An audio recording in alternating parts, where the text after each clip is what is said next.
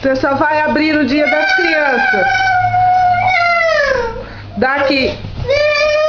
Não pode abrir.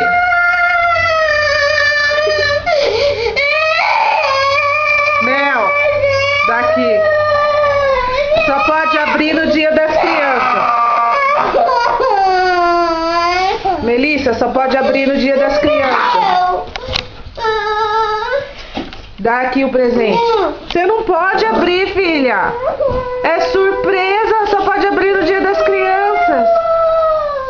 Você não podia nem ver o carteiro entregar. Dá aqui. Dá aqui. Mel, daqui. Daqui. Mel, daqui.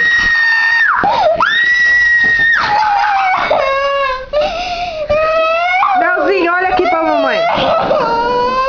Se você não entregar o presente pra mamãe, a mamãe tem que embrulhar pra presente ainda.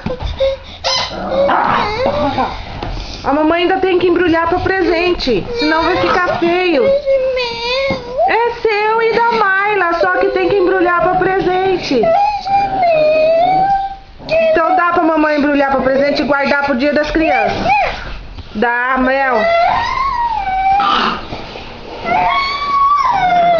Mel. Daqui.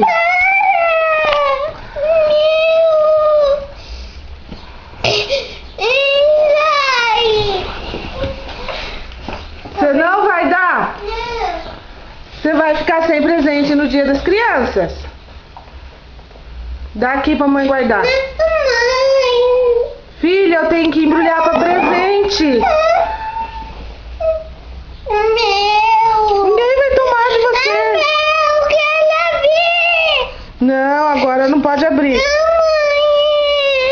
Agora não pode abrir. Só no Dia das Crianças, filha, senão não tem graça. Para de fazer ceninha.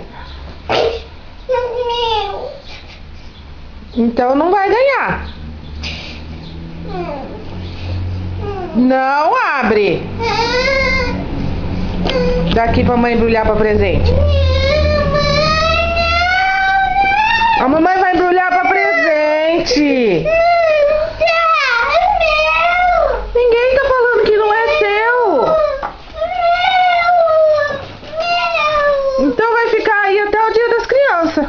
Tá bom? Você só vai abrir no Dia das Crianças? Promete? Prometo. Então tá.